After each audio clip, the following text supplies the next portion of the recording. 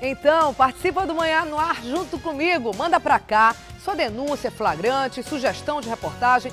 Muito simples, gente. É só enviar uma mensagem de áudio ou de vídeo para o nosso WhatsApp. Anota aí o número de novo, 992258767. Você também pode entrar na nossa página do Facebook, essa que aparece aqui no telão, e ficar por dentro de tudo que acontece aqui no programa.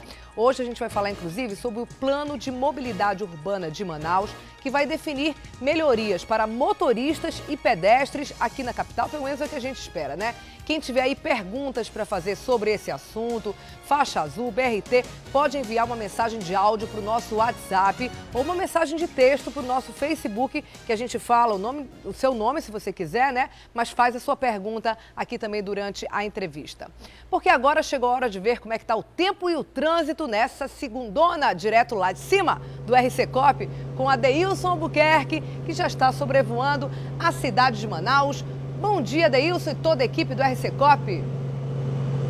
Oi, Dani. Bom dia para você também. Bom dia para o papai, para a mamãe. E um bom dia especial hoje para a Tarsila Brasil, a sobrinha do Janderson, que completa mais uma primavera. E parabéns para as demais crianças que hoje completam mais uma primavera. O Antônio Domingos, que é o nosso repórter cinematográfico, ele mostra que o tempo é um pouco fechado, temperatura média para hoje de 27 graus, a sensação térmica de 31, probabilidade de chover é de 3%.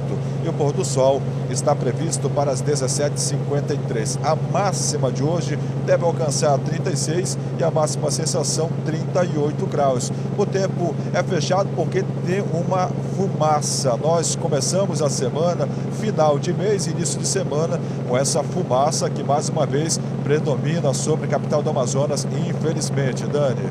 Pois é, Adeilson, inclusive ontem eu tava conversando em casa justamente sobre isso, né? Eu moro num prédio, num andar alto, e a gente consegue ver normalmente o outro lado, outra margem do Rio Negro. Ontem não dava para ver. E aí eu falei, poxa vida, novamente a fumaça tomou conta. Infelizmente foi só um período de trégua, mas ela já voltou, já tem alguns dias. Ontem voltou muito forte e hoje novamente. A gente de novo não consegue ver a linha do horizonte, nem mesmo aí de cima sobrevoando a cidade de Manaus. Uma pena realmente que as queimadas continuem e basta aí alguns dias de pouca chuva, que nem é o caso, às vezes até tem chovido em alguns pontos da cidade, mas a fumaça realmente volta a tomar conta aí da nossa cidade, infelizmente, né, Adeilson? Infelizmente, a gente orienta o papai e a mamãe, muito cuidado com seus filhinhos, por favor, muita água, vamos nos manter hidratados para evitar exatamente doenças decorrentes desta fumaça que mais uma vez predomina sobre a nossa cidade. Nós estamos neste momento aqui na zona centro-sul da capital do Amazonas. Agora o Domingos vai mostrar ali o complexo viário aqui, Miguel Arraes, está ali. A gente observa que por enquanto, Daniela Sayag, o trânsito é tranquilinho, até porque agora que nós passamos um pouquinho das 6h30 da manhã e o trânsito, como o Domingos mostra aí, para quem sai do Parque 10, para quem vem ali da Assembleia Legislativa do Estado do Amazonas, encontra o trânsito até que ainda muito bom, fluindo, principalmente quem segue direto na Maripiranga Monteiro ou então quem usa a alça que dá acesso aqui para Maceió, um pouco mais embaixo do vídeo. Trânsito tranquilinho ainda, Dani. E que assim permaneça, né? Tomara. Obrigada, Adeilson. Daqui a pouco eu volto com você.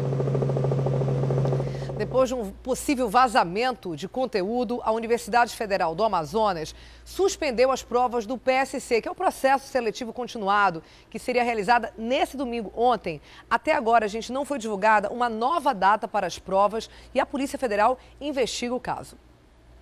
O cancelamento do PSC foi anunciado pela reitoria da Universidade do Amazonas em menos de 24 horas para a realização das provas. A reitoria decidiu suspender as provas em função dos indícios fortíssimos de vazamento de questões das nossas provas. Nós tivemos que fazer todas as análises, inclusive com o apoio da Secretaria de Segurança, para que nós pudéssemos, da Polícia Federal, para que nós pudéssemos chegar a essa decisão. O processo seletivo continuado é feito em 3 etapas por estudantes do 1º, 2º e 3º ano do ensino médio. As notas acumuladas podem garantir vaga na Universidade Federal do Amazonas. O possível vazamento das provas é investigado pela Polícia Federal. Quase 67 mil candidatos fariam o PSC neste domingo nos 62 municípios do Amazonas. O concurso custou cerca de R$2 milhões. O que eu queria dizer é o seguinte, a toda a sociedade amazonense, a Universidade Federal do Amazonas prima pela sua credibilidade, porque nós não queremos e não permitiremos que nenhum candidato possa ter nenhuma vantagem em relação ao outro. A notícia do cancelamento se espalhou rápido entre os candidatos. Na manhã de domingo, apenas os avisos estavam nos portões de entrada dos locais onde aconteceriam as provas. No Instituto de Educação do Amazonas e no Amazonense, nenhum estudante esteve por aqui. Até agora, a reitoria da UFAM não anunciou nova data para a realização do PSC, mas a nova prova deve acontecer em janeiro de 2016.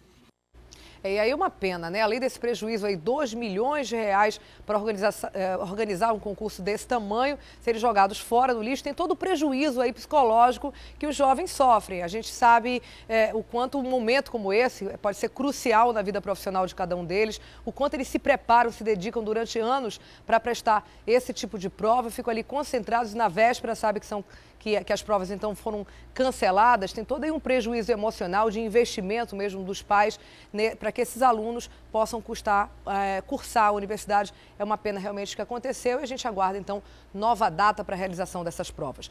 Bem, vamos mudar de assunto. Pacientes com câncer lutam pela liberação de um medicamento que pode ser aí a cura da doença. Aqui em Manaus, um grupo se reuniu ontem e fez um movimento ali na Praça da Polícia, no centro da cidade, para chamar a atenção da sociedade e do poder público. Eles querem que o uso do remédio seja liberado pelo Ministério da Saúde e pela Anvisa. Raimunda luta contra o câncer de mama há 5 anos. Os tratamentos convencionais são bastante sofridos. A notícia de que um medicamento pode curar a doença deixou a aposentada animada e esperançosa. Eu acho que né? Porque todo mundo está falando e outra. Também foi desenvolvida, mas está há quanto tempo guardada aí? Eu acho que tem que liberar a pílula, servir para mim, que possa servir para um neto meu, o filho de uma amiga, para qualquer pessoa que tenha células que possa tomar, né? O medicamento que pode ser uma esperança na luta contra o câncer é a fosfetanolamina, uma substância produzida pelo corpo humano. Ele impede que a doença se espalhe e produza a morte de suas células. Desde 2005, a pílula é produzida pela USP em São Paulo, mas ainda não foi liberada pela Anvisa e Ministério da Saúde para o consumo normal. Pacientes que tomam o remédio tiveram que conseguir na Justiça uma liminar para a liberação. Aqui em Manaus, a gente está entrando com as liminares na Justiça para ajudar as pessoas. Porque se não for pela Justiça, a gente não consegue. Porque é um medicamento que uma cápsula, pelo fabricante, sairia 10 centavos. E isso é um sinal que a gente pode salvar milhões de vidas de graça. É por causa da luta pela cura que Conceição, que também tem câncer de mama, vestiu a camisa e se juntou ao movimento, que neste domingo distribuiu panfletos na Praça da Polícia e fez até uma passeata nas ruas do centro. Quando você se encontra com essa doença, você quer se agarrar a tudo. Por isso que eu quero e preciso desse comprimido. O apelo pela liberação do remédio é tanto que ganhou até hashtag. O grupo não vai desistir e espera contar com aliados do Legislativo. Se trata de saúde, nós temos que fazer enfrentamento. E já temos como desdobramento, na terça-feira, a partir das 10 horas da manhã, um requerimento de minha autoria para com que a gente possa dar uma sessão especial e o Poder Legislativo do Amazonas possa fazer pressão e queremos com que esta droga chegue ao Sistema Único de Saúde. Amanhã é Dia Mundial de Combate à AIDS e, por isso, a Secretaria de Saúde inicia hoje uma série de atividades para lembrar a população sobre a importância de buscar pelo teste rápido, que detecta aí o HIV. Esse ano, o foco da campanha é fazer com que as pessoas busquem o diagnóstico precoce, além de ressaltar a prevenção. Nós vamos conversar agora com a Thea Morel, que tem mais detalhes para a gente sobre esse assunto. Olá, Thea, bom dia. Bom dia, Daniela. Como você mesmo disse, o foco da campanha é tentar fazer realmente com que as pessoas se conscientizem e realizem pelo menos o teste rápido para detectar o vírus do HIV. Isso porque não existe mais, em relação à AIDS, aquela questão dos grupos de risco. Existem comportamentos de risco. E dentro desses comportamentos de risco, a Secretaria Municipal de Saúde detectou que os jovens são o público em onde existe maior crescimento da presença do vírus do HIV, do vírus da AIDS. A presença do vírus do HIV, Daniela, inclusive, não significa necessariamente que a pessoa tem a doença, A pessoa pode ter o vírus, mas só vai ter realmente AIDS se tiver a presença de uma daquelas doenças que causam a imunodeficiência, ou seja, problemas na imunidade, no sistema imunológico. Esse teste, que normalmente é feito nos postos de saúde, ele vai estar disponível para as pessoas em vários locais, principalmente nas unidades itinerantes, vai ter também distribuição de kits de higiene e vai ter vídeos educativos. Uma das ações que acontece hoje vai ser no auditório da Fundação de Medicina Tropical, uma palestra, uma abertura. E outra coisa também que deve chamar bastante a atenção da população durante todo o mês de dezembro é que pela primeira vez vai ter a campanha Dezembro Vermelho, colocando aí, assim como acontece em outros meses, o Dezembro Vermelho, vai pintar de vermelho os prédios da cidade, os prédios históricos, porque vermelho é a cor dessa campanha do Dia Mundial de Combate à AIDS. Eu não sei se você se lembra, mas existe uma fitinha vermelha que normalmente no dia 1º de dezembro muitas pessoas usam para lembrar sobre a AIDS, para lembrar que é preciso prevenir, para lembrar que o teste rápido também é uma das formas de você saber se tem ou não HIV. Daniela.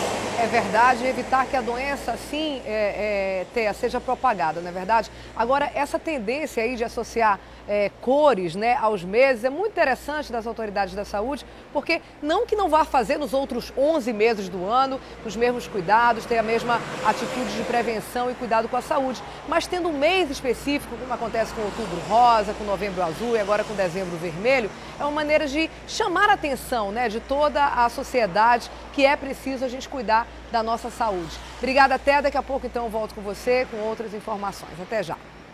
E as autoridades de saúde de todo o país estão em alerta. O Ministério da Saúde confirmou nesse sábado a relação entre o Zika vírus e os casos de microcefalia na região nordeste do país. A confirmação veio após exames realizados em um bebê lá no Ceará. Aqui no Amazonas vai ser realizada hoje a primeira reunião do comitê criado pela Secretaria Estadual de Saúde para monitorar os casos do vírus. Na semana passada, a Fundação de Vigilância em Saúde confirmou o primeiro caso da doença aqui em Manaus.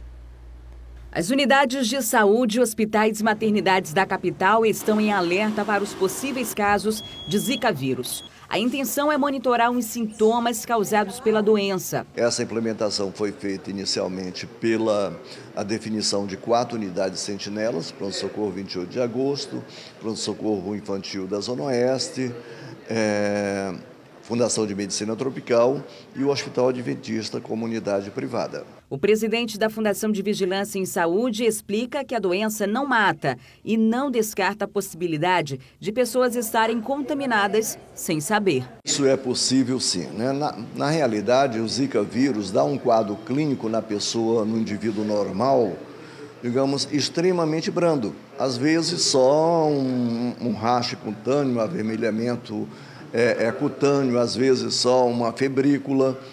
Cerca de 80% dos casos de Zika são considerados assintomáticos.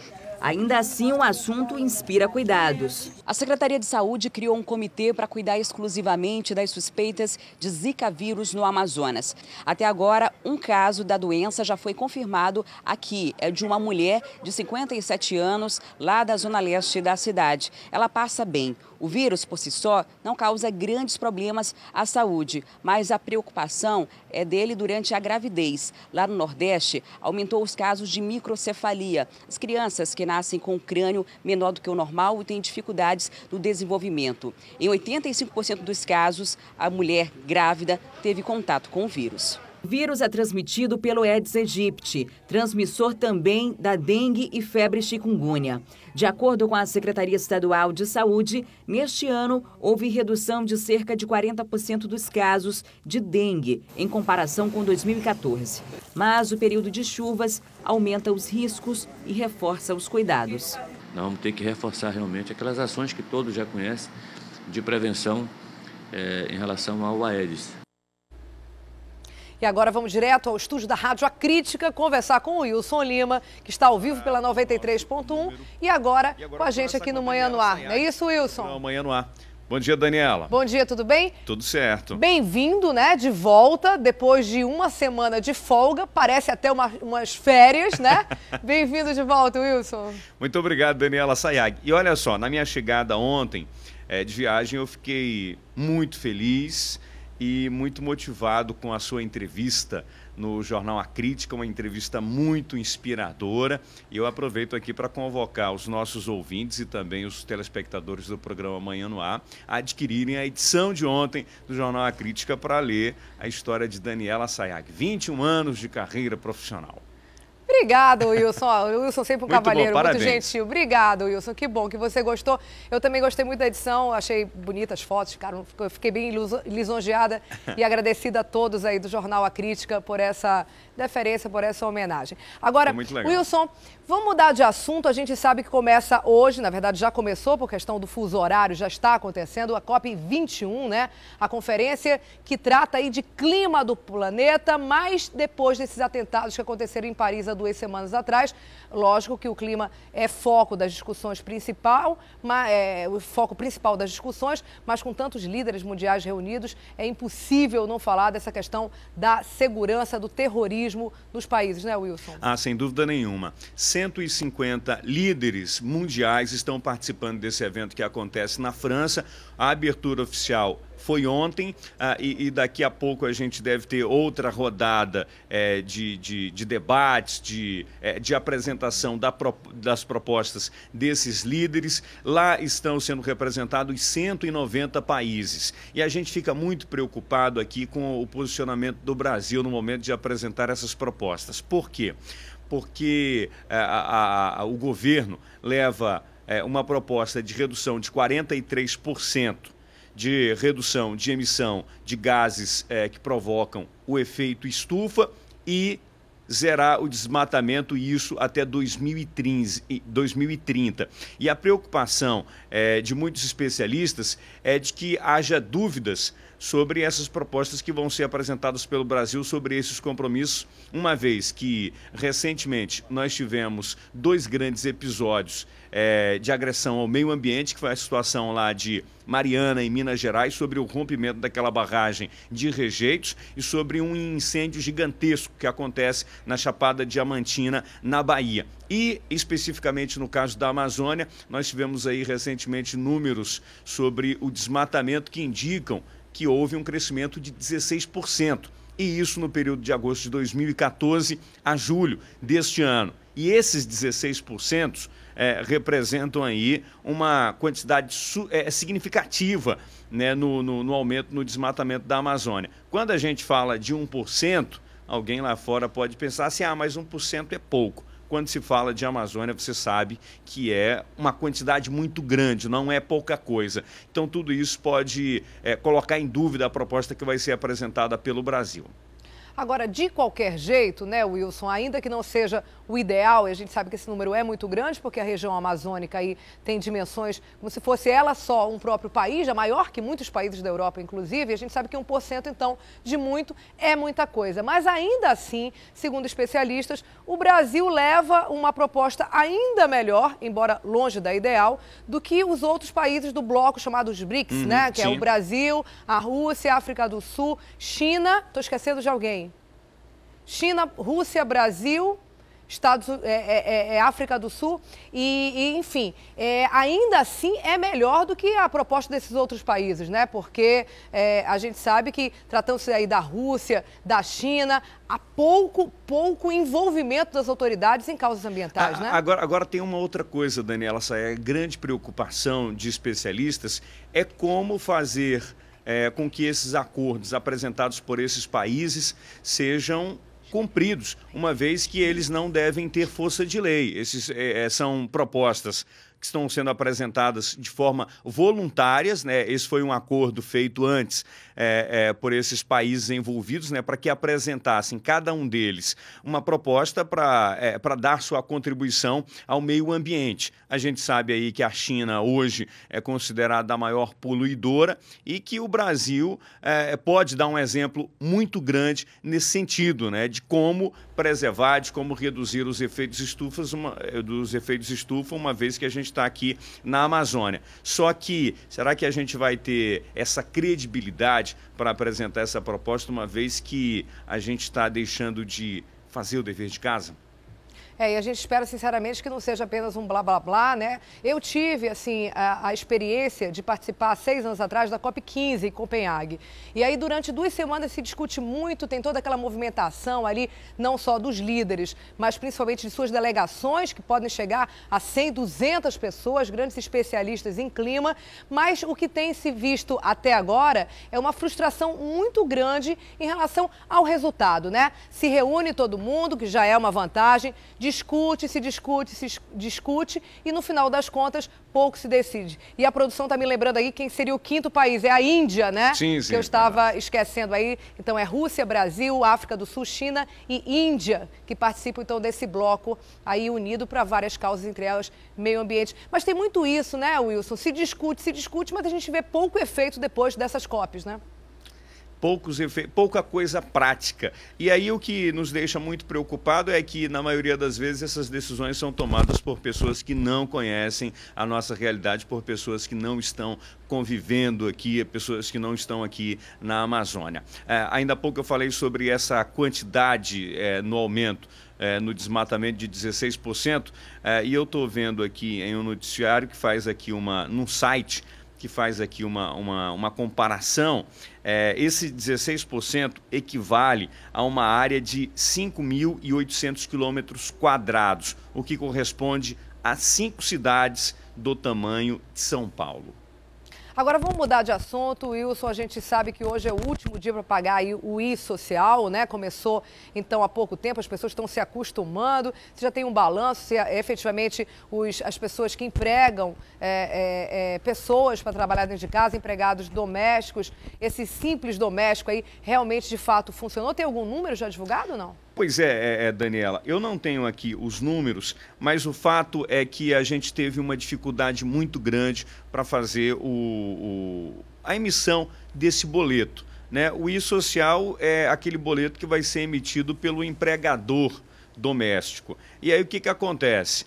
O prazo terminava no dia 6 de novembro, só que houve muita complicação, houve muito problema, houve uma dificuldade geral no país todo para que pudesse ser emitida essa guia para o pagamento. E o prazo foi estendido até o dia 30 agora, termina hoje na verdade, né? Termina hoje dia 30 de novembro, e isso depois de muita complicação, isso depois de muita falha. Aliás, o governo não queria adiar esse prazo para a emissão desse boleto, mas foi obrigado a fazer isso. Eu vou ficar lhe devendo aqui esses dados, esses números do cadastro, e eu imagino que amanhã a gente deva ter alguma coisa fechada nesse sentido, Daniela Saeg, para a gente informar aqui o nosso telespectador e também o nosso ouvinte sobre o número, a quantidade de pessoas que conseguiu emitir esse boleto e também que vai pagar o I-Social.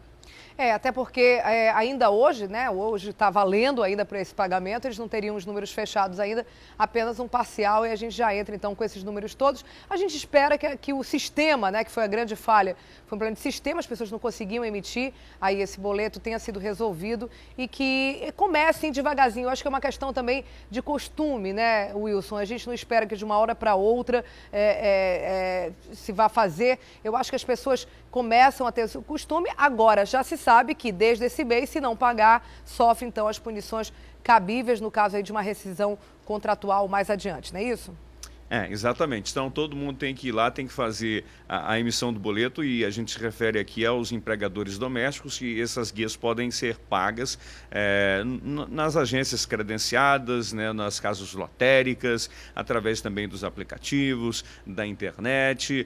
Então, é importante fazer isso para garantir aí a segurança do trabalhador doméstico, para que ele também possa ter seus benefícios como férias, seguro-desemprego, entre outros. Quem acompanha a gente pela televisão, a gente tem inclusive o site, olha só, acho que a gente tem na tela. Pronto, a gente está mostrando aí, ó, esocial.gov.br. Esse é o site, então, para emissão do e-social. Se você esqueceu, não fez, teve alguma dificuldade, hoje ainda está dentro do prazo para não sofrer qualquer tipo de punição. É isso por hoje, Wilson? Exato. Por enquanto, a gente não recebeu nenhuma reclamação sobre dificuldades para acessar o site, né? Ele aparentemente está funcionando dentro do que deveria ser. Por enquanto é só, Daniela. Obrigado, Wilson. A gente se fala de novo amanhã aqui no Manhã no Ar. Uma grande segunda para você e para todos os ouvintes aí da Rádio A Crítica. Tchau, até lá. Muito obrigado, até lá. Conversei com a Daniela. Vamos voltar a ver como é que está o trânsito lá de cima, direto do RC Cop, com Adeilson Albuquerque. Fala, Adeilson. Falo sim, Dani. Nós estamos neste momento mostrando aí a bola da Samsung, a bola aqui do Armando Mendes. Bom dia para todo mundo que mora aqui no Armando Mendes. Estamos ainda simultaneamente com os ouvintes da Rádio A Crítica FM. Trânsito na bola até que está tranquilinho aqui na bola da Samsung, como Antônio Domingos mostra. Agora, para quem sai da Zona Leste, meu Deus, Altasmirim, olha só, a extensão completamente parado o trânsito para quem sai do São José, do Jorge Teixeira, Tancredo Neves. Quem vinha ali da maternidade Ana Braga em direção aqui à bola da Samsung vai encontrar esse trânsito ali, ó, bastante lento, tem que ter paciência, mas é claro, até a chegada aqui da bola da Samsung. Depois que o condutor entra na bola da Samsung, a gente observa que ali para o lado esquerdo, para a Avenida dos Oitis, que dá acesso a Buriti, como o Domingos mostra neste momento, o trânsito já bem bastante tranquilo. Então a lentidão é somente até a chegada da bola da Samsung. Depois, entrando na Oitis e depois a Buritis em direção ali ao Distrito Industrial, o trânsito já se mostra muito tranquilinho, Dani. Agora, é estranho, né, Adeilson, ter esse trânsito lento, porque na própria bola, né, na própria rotatória, como a gente costuma chamar de bola, parece tranquilo. Então, não dá para entender, pelo menos não dá para ver daqui, se tem algo que impeça essa parada logo que as pessoas fazem, logo quem está entrando ali na bola, talvez tomando um pouco mais cuidado com o trânsito, mas realmente deixa ele muito lento para quem está aguardando para entrar na bola, né? Pois é, e a gente também não avistou nenhum profissional do Manaus Trans na saída ali da Altasmirim que dá acesso exatamente à bola. Normalmente, quando tem um agente, aí tudo bem, que às vezes para ali, pede um pouco mais de cautela por parte de quem está na Altasmirim, que vai acessar ali a bola da Samsung, mas a gente não viu, pelo menos neste ponto aqui, que liga a Altasmirim a bola da Samsung, nenhum agente de trânsito. Realmente é só o condutor que às vezes demora para acessar, para entrar na bola da Samsung, e a consequência dessa demora é exatamente esse trânsito lento que a gente mostra aí nas imagens do Antônio Domingos. Dani. Obrigada, então, Adeilson. Daqui a pouco a gente volta com você.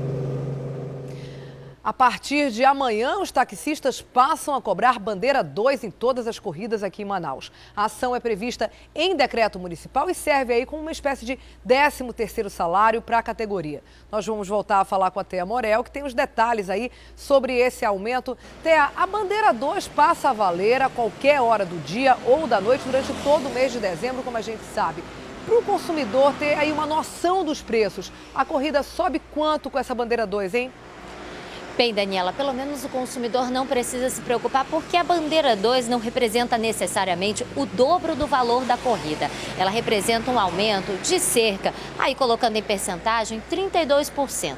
Para a gente ter uma ideia, se o consumidor fosse pagar na bandeira 1 uma corrida de R$10, na bandeira 2 essa mesma corrida vai passar a sair por cerca de R$13. Ou seja, é um aumento significativo que faz diferença apenas para o bolso realmente do taxista. Aqui ao meu lado eu tenho o José Carlos, que é o segundo secretário do Sindicato dos Taxistas, que vai explicar para a gente por que esse aumento é importante. Bom dia, Carlos. Esse 13º salário para o taxista, para o motorista, né? O que ele representa?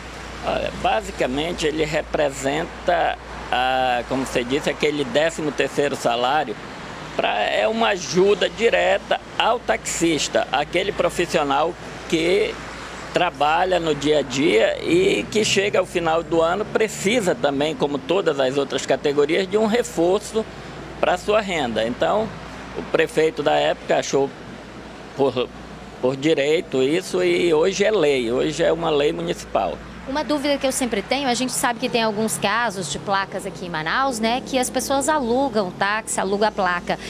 Muda o valor da diária que ele vai pagar para o dono da placa ou esse valor realmente da bandeira 2 vai ficar para o motorista que está na rua? A orientação é que esse valor seja realmente para o motorista. A gente, inclusive, orienta aos auxiliares, né, que trabalham com esses carros que são alugados, com essas placas, que realmente não repasse. Esse valor é para o taxista, para o auxiliar, o motorista mesmo, o permissionário que está na labuta do dia a dia. Começa a valer a partir da manhã, mas quando é que realmente esse dinheiro começa a fazer parte do orçamento, né? Tem uma data mais perto do Natal? É a questão do movimento, né? A gente sabe da situação que o país todo está atravessando, mas a gente espera que realmente o reforço venha a partir do dia 10, entre 10 e 15, mais ou menos, faça uma diferença. Ok, muito obrigada.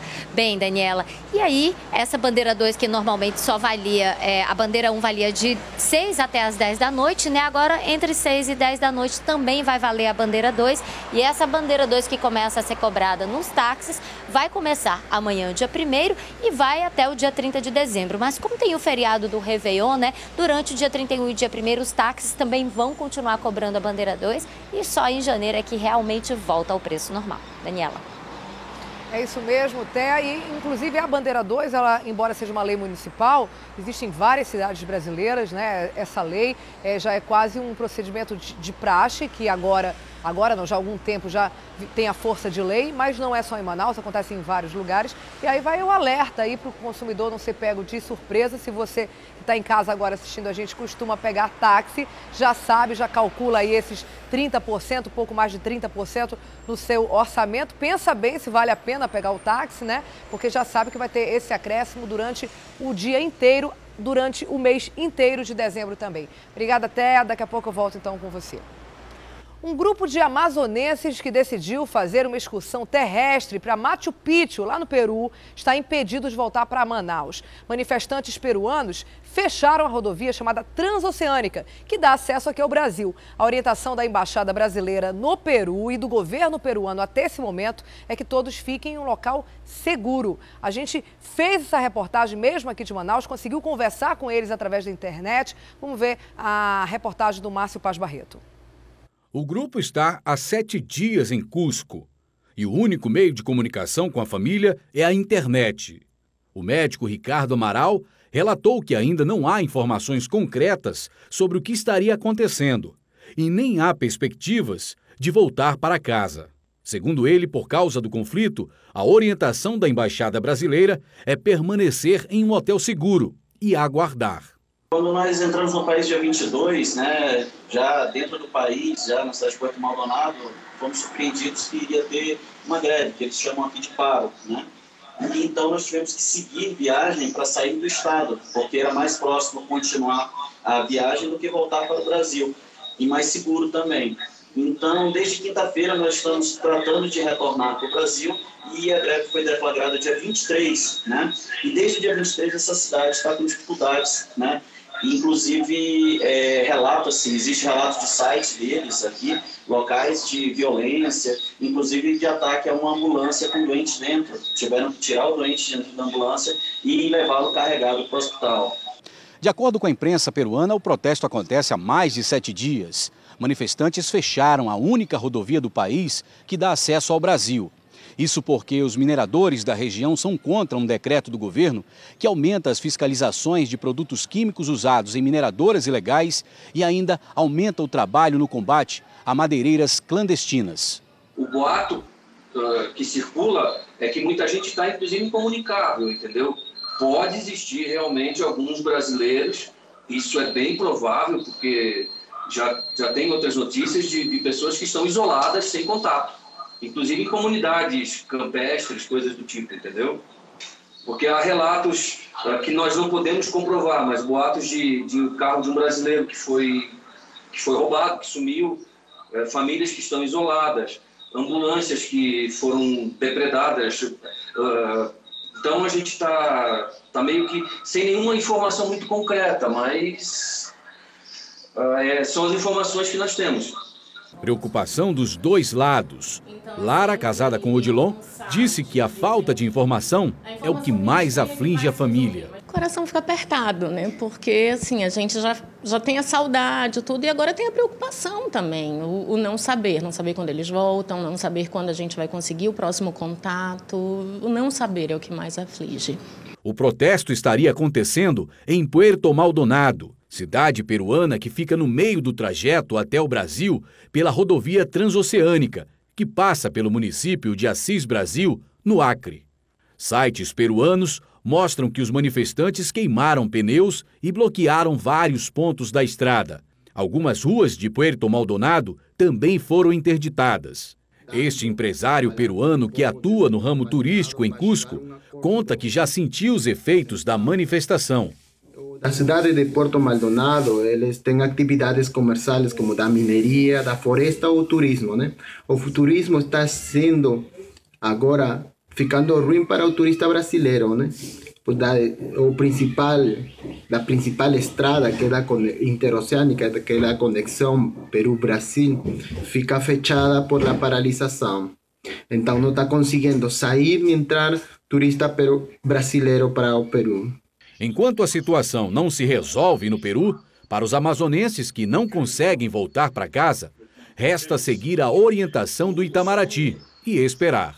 O cerne da situação é a dificuldade de não termos informações concretas, não sabemos até quando temos que estar aqui, temos dificuldade de uma informação real, né? A única coisa que nos dizem é que temos que esperar, Nós não sabemos nem exatamente se são verdadeiras as informações veiculadas. Então, o mais difícil para nós, né, é estar com dificuldade de comunicação, não ter uma mínima previsão de retorno para o Brasil, né, e a preocupação com nossos trabalhos e nossas famílias.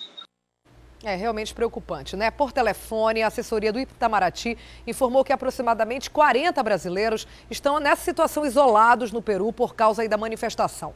O órgão informou que está mantendo contato com os brasileiros e acrescentou que, por enquanto, a recomendação é sim seguir as orientações do governo peruano de permanecer em local seguro até que acabem esses protestos.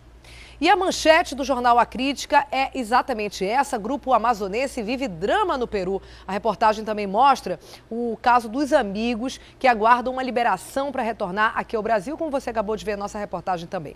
Você pode conferir esse e outros assuntos comprando o jornal nas bancas ou com o jornaleiro. E se preferir, pode fazer também assinatura e receber aí em sua casa. Além do jornal, você já sabe, mas vou lembrar, o assinante ganha esse cartão aqui, ó, o A Crítica Prêmio, que é um cartão de vantagens. Com ele, os leitores assinantes têm acesso a descontos dos melhores estabelecimentos comerciais da cidade, além de benefícios em eventos culturais. A assinatura pode ser feita através do 3643-1010. Esse aqui é o meu cartão, eu inclusive já estou aí usando.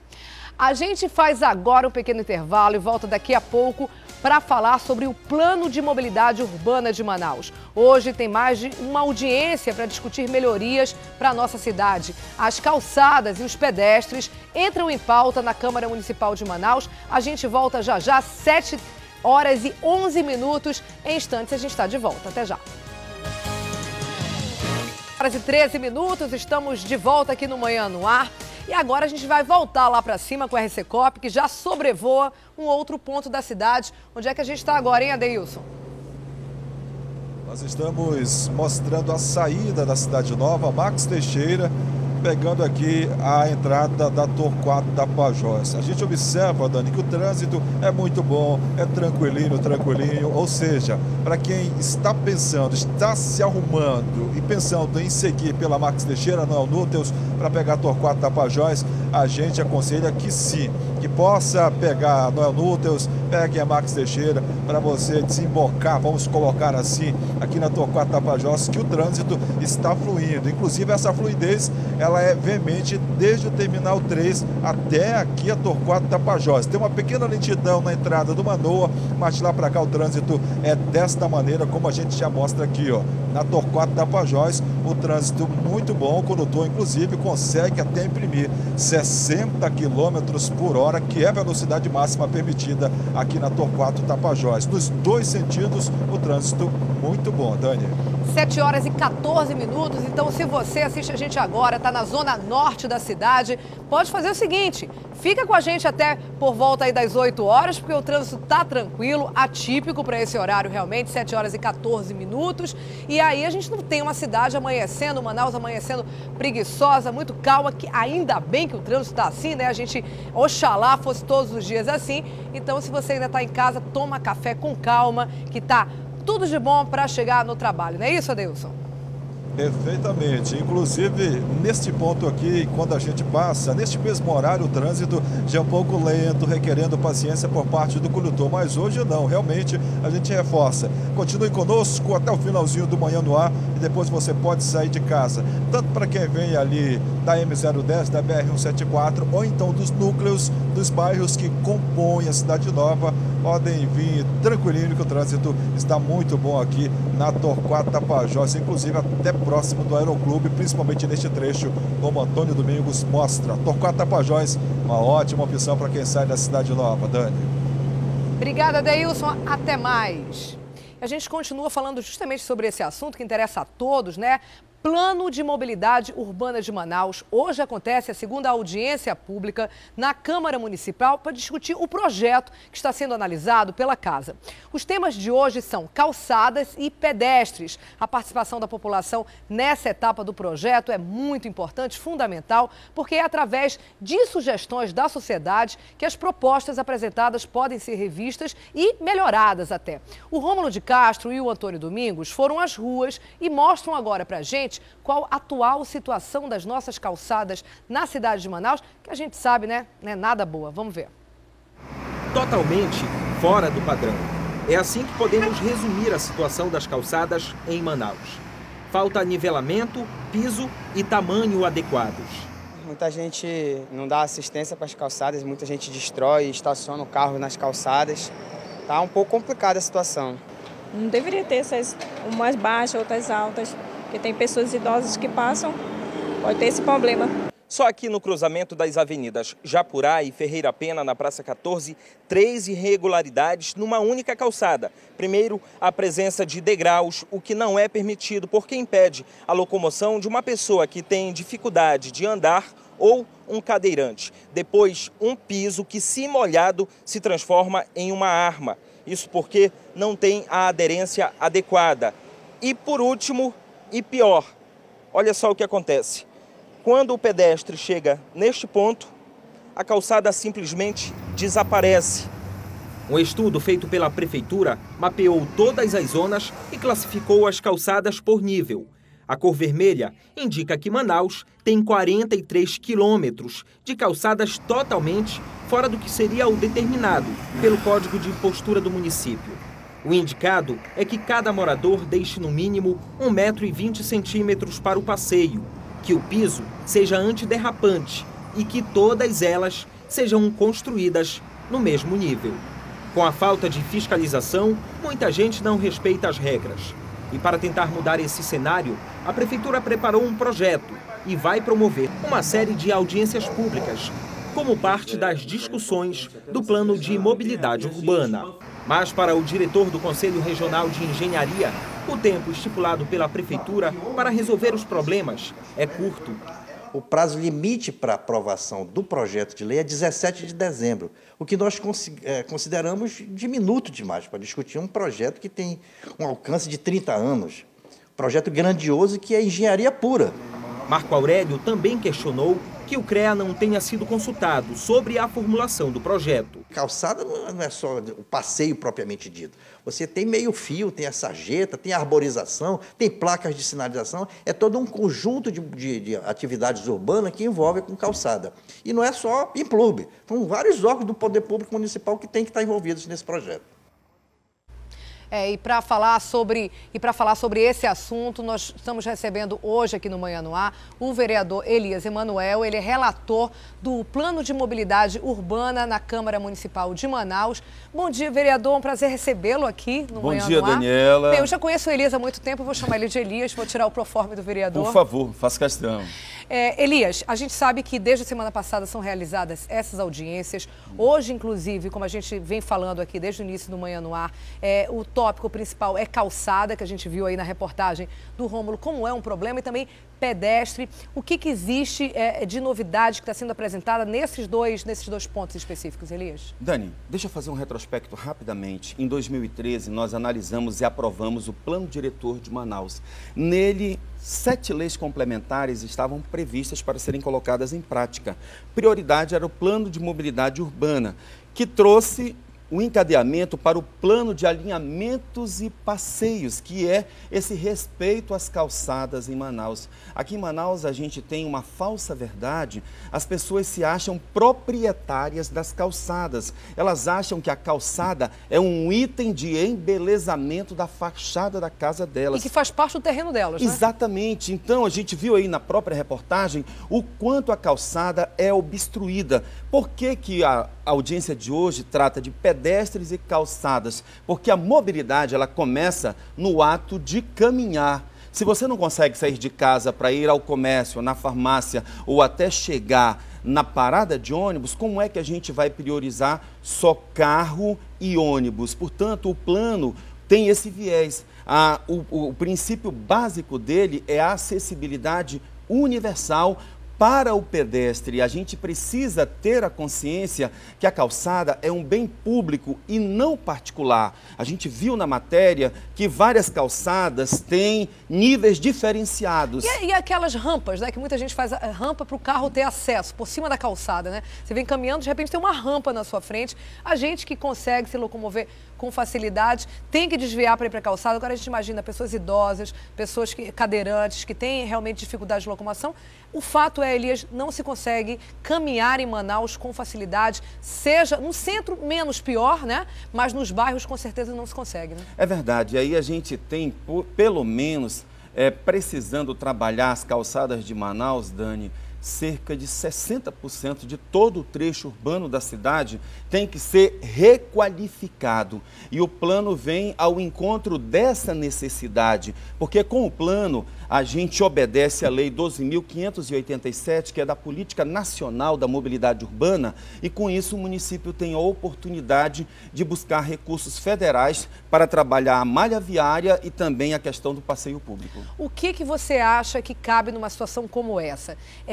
Fiscalização, orientação ou punição mesmo de quem faz da sua calçada um bem privado? Veja, o plano, ele tem critérios, por exemplo, que defendem a publicidade excessiva, nesse caso, da mobilidade urbana. Eu penso que a gente tem que começar primeiro tentando conscientizar o cidadão. Depois, se ele não aderir a essa consciência, lamentavelmente ele vai ter que ouvir o peso da lei, que é a punição. A gente sabe que, vamos mudar agora de assunto, vamos passar lá para os carros, a gente vai falar ainda de bicicleta, de ciclovias, mas a gente tem o RC Cop nesse momento sobrevoando a Constantino Neri, que é um dos lugares ali da faixa azul.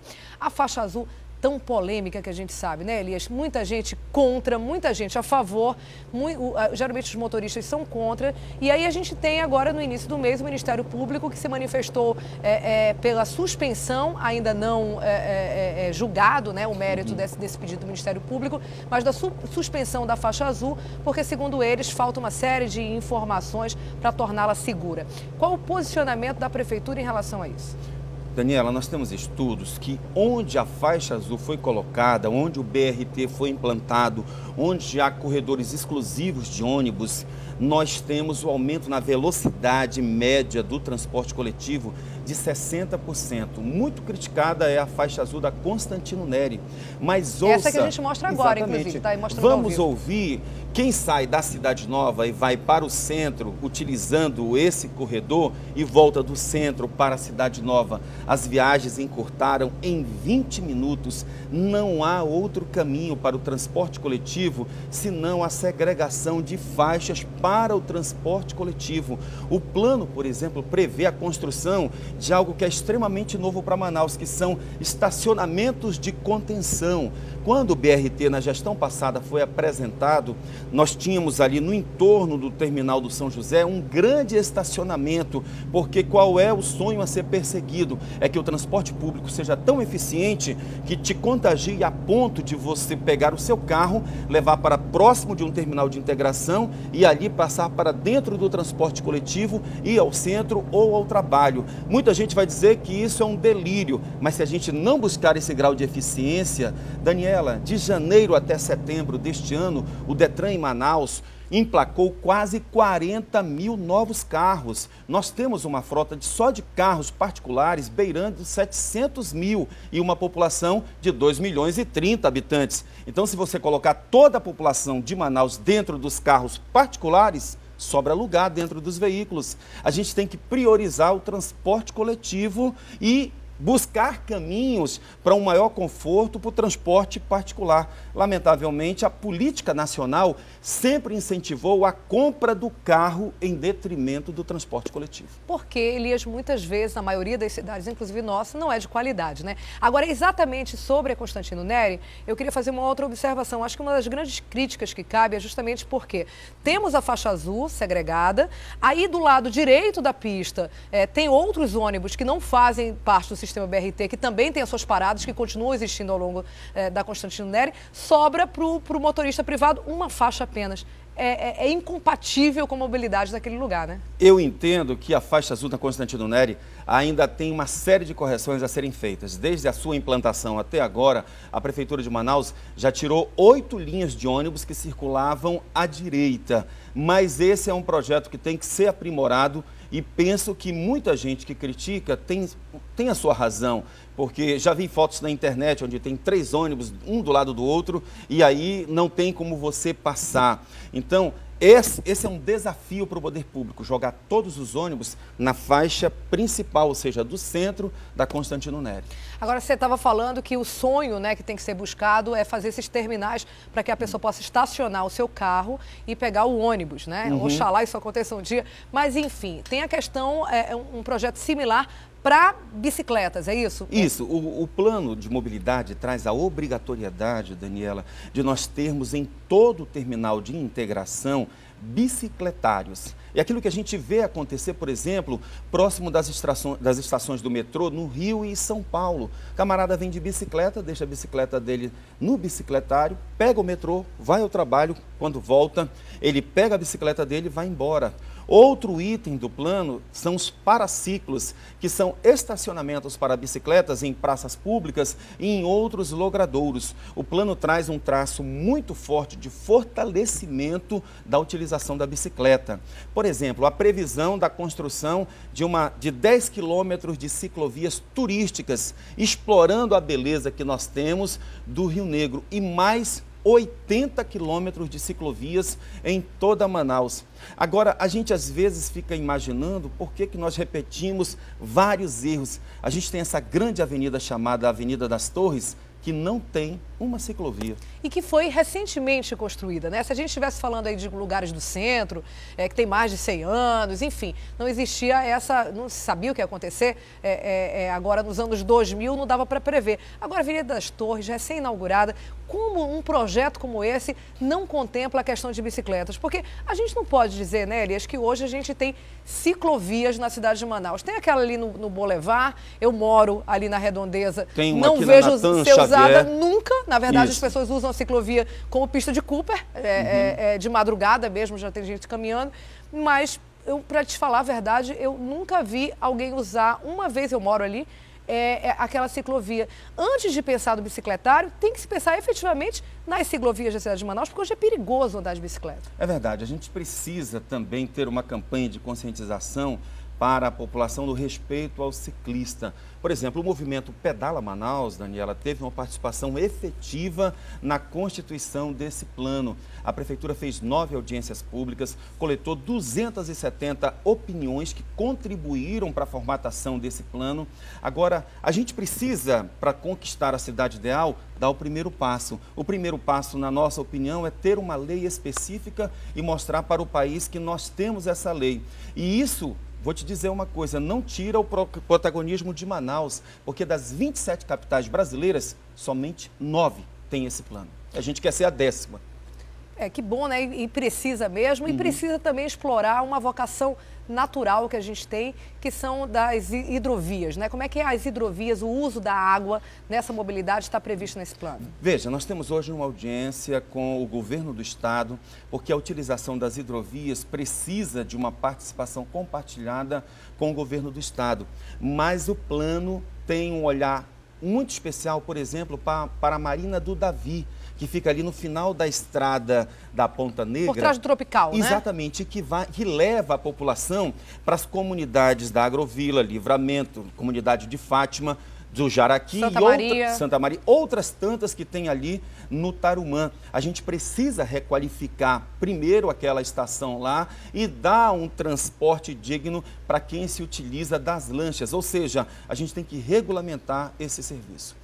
Que, na verdade, Manaus era chamada ali de Paris dos Trópicos justamente porque tinha muitas entradas de igarapés. Os igarapés estão mortos, vamos dizer, há muito tempo, né? São grandes bolsões de lixo. Ainda de uma maneira utópica, pensando na Manaus ideal, ninguém pensa de alguma maneira usar os nossos igarapés, sobretudo na época da cheia, para esse transporte? A previsão da utilização, por exemplo, do igarapé do Mindu, que liga a Zona Norte à Zona Sul de Manaus. Na época da cheia, ele ser completamente utilizado para esse tipo de transporte, Daniela, porque o plano prevê o realinhamento do igarapé do Mindu, a requalificação dele, a preservação da mata ciliar, a construção de vias no entorno dele e, logicamente, a utilização da calha do igarapé do Mindu para trazer a população da Zona Norte para o centro de Manaus. É uma das previsões deste plano.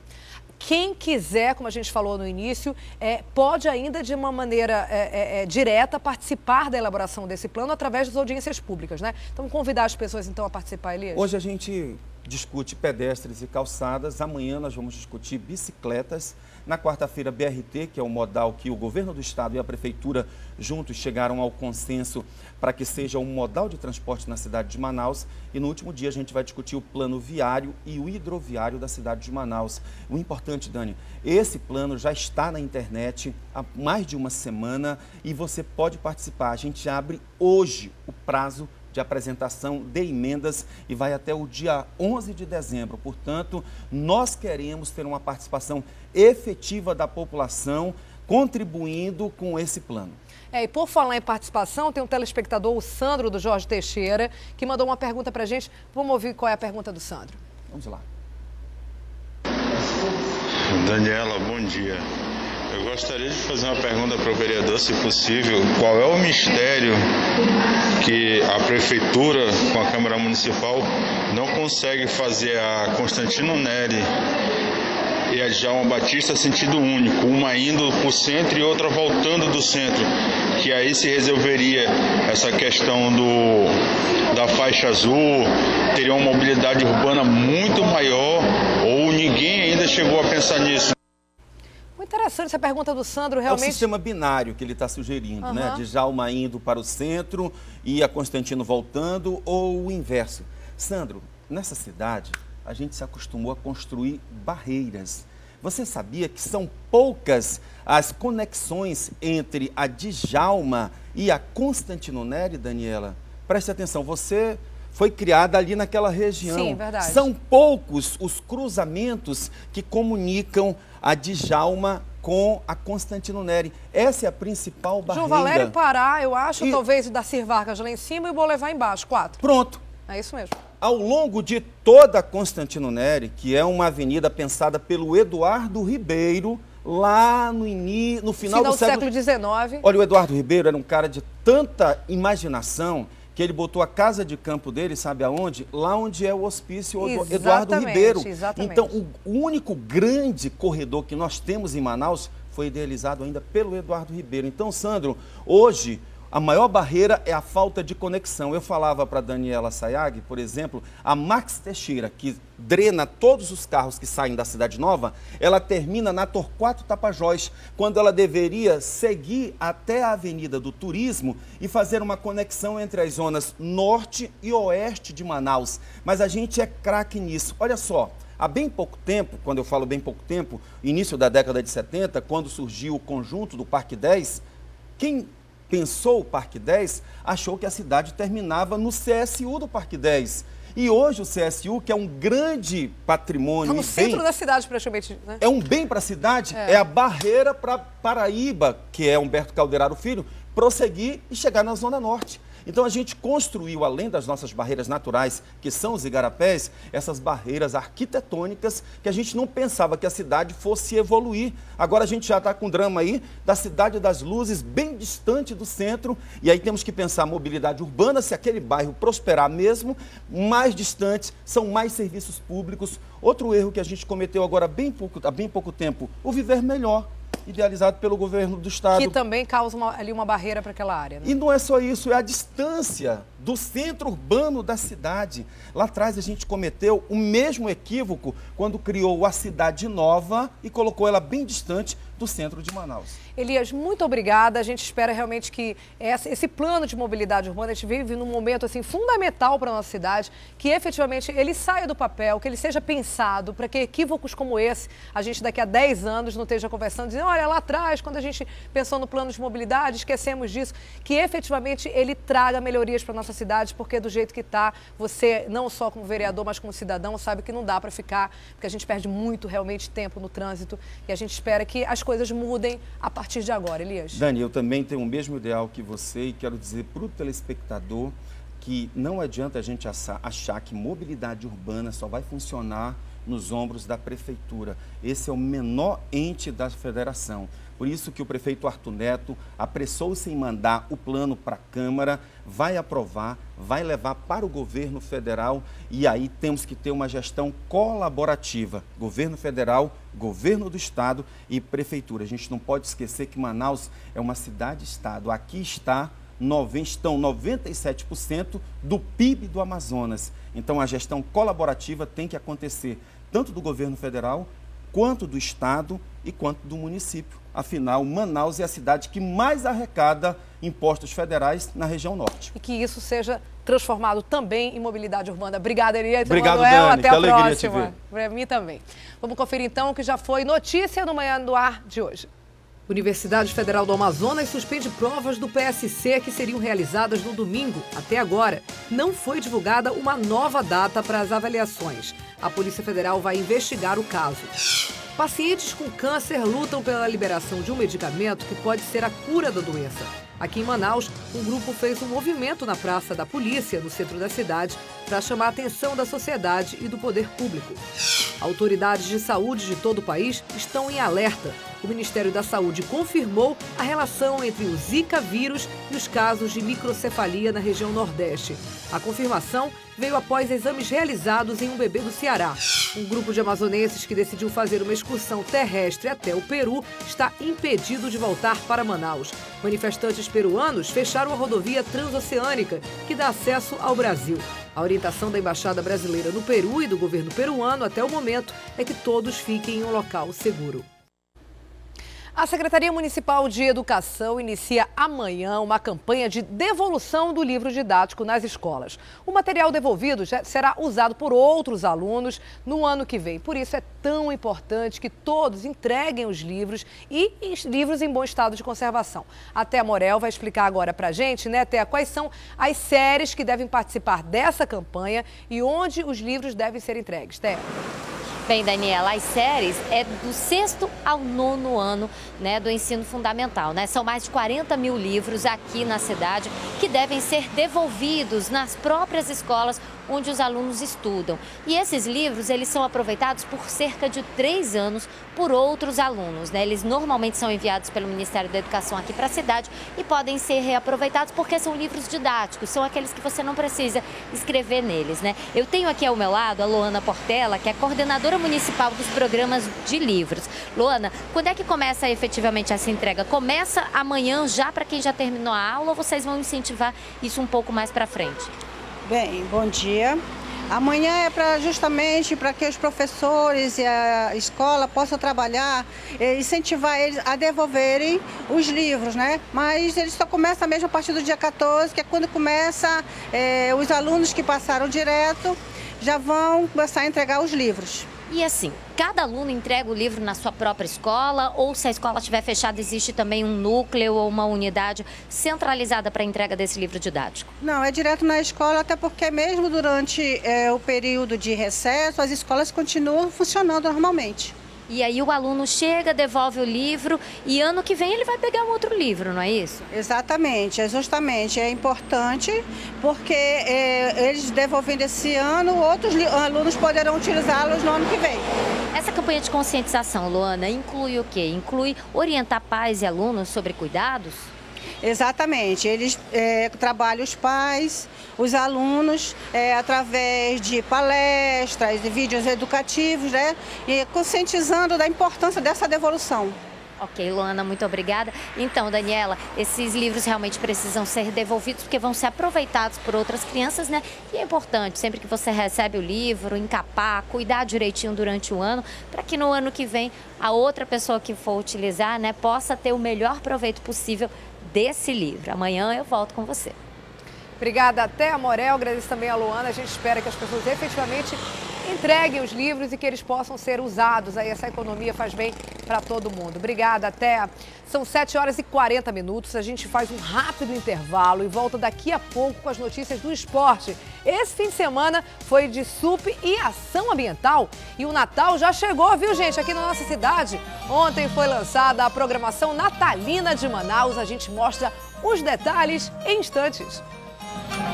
7h44, estamos de volta aqui no Manhã no Ar. Agora a gente vai para o estúdio do Craque na TV conversar com a Carol Queiroz, que traz as notícias do esporte pra gente nesse fim de semana. Bom dia, Carol. Bom dia, Dani. Tudo bem? Como foi o fim de semana? Foi tudo tranquilo. Ah, que ótimo. Ó, deixa eu te contar, Dani, nesse fim de semana um grupo de amigos resolveu mostrar aí que é preciso tomar conta do meio ambiente, né? Que é preciso tomar alguma atitude contra a poluição dos rios. E com a vazante, o lixo nas margens fica mais evidente e para conscientizar a população sobre o perigo que os dejetos podem trazer ao meio ambiente, eles resolveram fazer uma limpeza na orla do Tarumã, na zona oeste da cidade. E você vai entender o que isso tem a ver com esporte agora.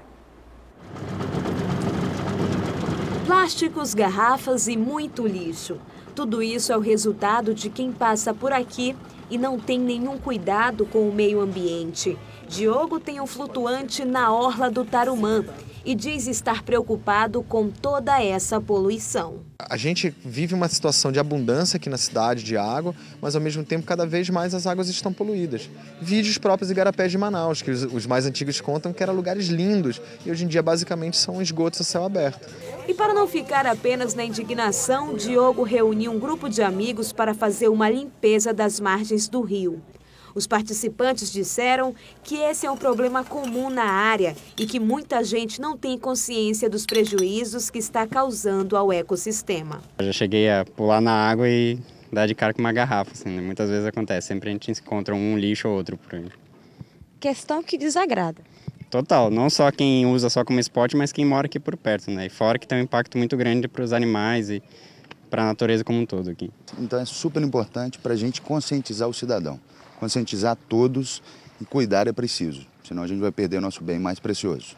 O organizador diz ainda que a ação de limpeza foi inspirada na tragédia ecológica de Mariana, em Minas Gerais. Depois dessa catástrofe de Mariana, eu acho que chamou mais ainda a atenção da questão do como preservar nossa água. Porque não adianta a gente ter um desenvolvimento econômico imenso, gerar milhões de empregos, se a gente não vai ter água para beber, né? Então, o intuito maior dessa ação é fazer com que as pessoas entendam a importância de cuidar do seu próprio resíduo, do seu próprio lixo e a importância que tem de você fazer alguma coisa. E quando a gente vê uma imagem como essa, né, essa quantidade aí de lixo cobrindo a praia, sobretudo nessa época do ano fica mais evidente a vazante muito grande, mostra aí então esse cenário de quanto ao longo do ano as pessoas jogam o lixo e acaba acontecendo isso.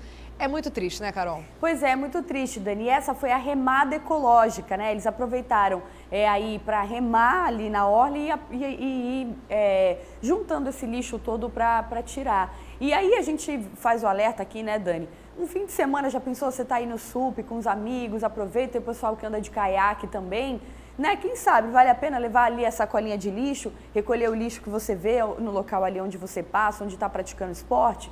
É muito importante, faz um bem aí ao meio ambiente, né? Além de praticar uma atividade física. E é um lugar justamente que eles estão acostumados, né, a praticar o esporte e agora tentam também dar essa contribuição ao ambiente. É isso mesmo. Bom, Dani, ó, vamos mudar de assunto. Por falar em Tarumã aí, né? No fim de semana teve muito esporte radical por lá. Foi realizada mais uma edição da Copa Verão de Motocross, que reuniu vários pilotos, né? E num dia daqueles, viu, de fazer jus ao nome da prova. Copa Verão, é nome perfeito. O calor de domingo estava de tirar o fôlego, que aqueceu ainda mais as disputas. Ainda mais com uma presença ilustre participando de uma das provas. Na categoria Nacional Pro, Gilmar Flores, o Joaninha, foi um dos competidores. Diferente de todas as manobras radicais que é a praia dele no freestyle, o estilo competição é apenas um hobby. Comecei nesse esporte, né, antes do motocross estilo livre, que é o que eu faço hoje, que é o que eu pratico. E a convite do Mazinho, estou apenas participando hoje aqui dessa terceira edição da Copa Verão. Mas tentar um pódio. Com certeza. A presença dele era um motivo a mais de nervosismo para pilotos como o Torride, que tem apenas 4 anos de motocross e veio de Santarém para disputar a prova. Enquanto não largar, o nervosismo tá batendo aqui, mas depois que dá a primeira volta, já era. Vamos embora. Quando é dada a largada, todos iguais em busca do mesmo objetivo, chegar na frente depois de 15 minutos e mais 2 voltas. E acidentes? Bom, acidentes acontecem, até mesmo na primeira volta. Dessa vez, nada sério com o Carlos, mas o susto mesmo, nada quebrado. Não machuquei, não quebrei nada, mas é assim, esse esporte é assim mesmo. Tem que cair e levantar para cair de novo, e cair e levantar de novo. Mas já se machucou feio ou não? Graças a Deus ainda não. Espero que isso nunca chegue a acontecer. Mas para quem gosta é muito difícil sair desse esporte. O problema é que quem fica do lado de fora, nesse caso a esposa, é que sofre mais. É marido, né, e tem que aguentar até onde ele vai, né, porque senão... Enquanto isso, muita poeira continuava subindo, mas o primeiro colocado liderou a prova praticamente do começo ao fim e com boa vantagem. E não foi o Joaninha, não. Foi um menino de 16 anos com sotaque de Goiás, o grande campeão.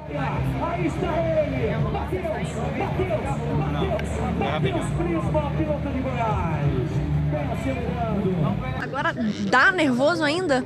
Dá, com certeza, com certeza. Dá aquele friozinho na barriga na hora do gate ali, mas depois que larga fica tudo tranquilo. Sobre o evento, um sucesso. Mais de 100 pilotos disputando em 7 categorias. A pista está em condição perfeita para realizar um bom evento aqui. E os pilotos que vieram de outros estados, só parabenizando a nossa cidade por oferecer uma estrutura que nós não deixamos a desejar, não é uma competição brasileira. E os pilotos têm falado muito bem da nossa competição. Ficou no nosso calendário a Copa Verão Ski de Motocross, com certeza com outras edições que virão pela frente aí. E a nova geração já tá aí, viu? Cheia de coragem. Parabéns, parabéns. Meu oficial. Que legal, então, parabéns a todos que participaram. Dani, vou ficando por aqui. Um beijo pra você, amanhã eu tô de volta. Até lá, Carol, um beijão pra você. E o Natal já chegou na nossa cidade. Ontem a programação natalina foi lançada oficialmente lá no Largo São Sebastião, no centro. Na abertura, show de luzes, malabarismo e, é claro, canções tradicionais de Natal. A inauguração foi feita ao som da orquestra de violões.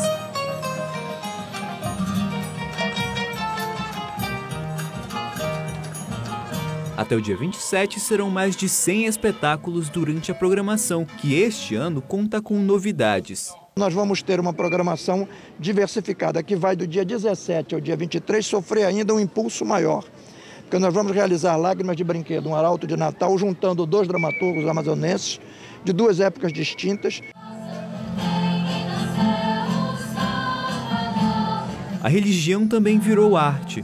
A exposição Natividade traz obras de artistas amazonenses e vai rodar vários pontos da cidade. Mas com um ano difícil para a economia, o governo teve que reduzir despesas até mesmo com o Natal.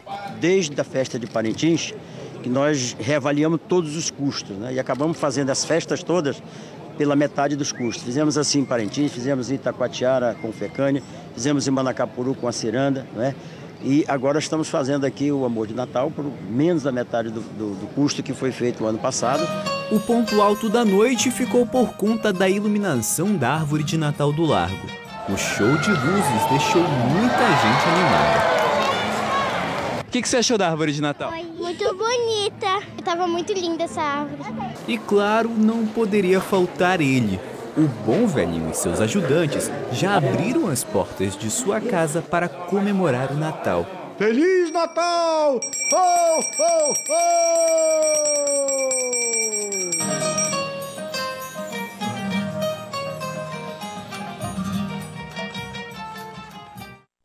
Bacana, né? E se você não foi ontem, dá tempo de ir aí ao longo do mês inteiro. O Manhã no Ar fica por aqui, a gente agradece muitíssimo a sua companhia e convida para você continuar com a gente. Agora tem Fala Brasil, logo depois tem Hoje em Dia, às 11 Magazine e às 12 horas, meio-dia, Alô Amazonas, aqui na telinha da TV A Crítica Record. Eu e você temos encontro amanhã às 6h30 no Manhã no Ar. Tchau, gente, até lá.